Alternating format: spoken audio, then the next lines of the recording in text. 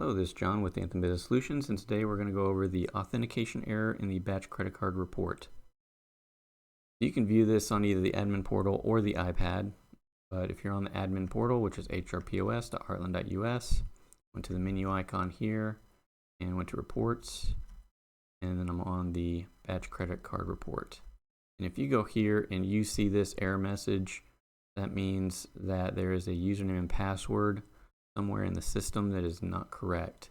It's not something that you can change as a merchant. It's something that either Heartland or a trusted dealer has to go into and adjust. And actually, a lot of times the trusted dealer also has to call a few departments in Heartland and able to get the correct information to input or verify the information that we are inputting. So if you see this message, don't worry, you just need to get a hold of someone that can get the information changed in the system that will allow the data to finally come through. That's all I got for this video. Hope it was helpful. Thanks for watching.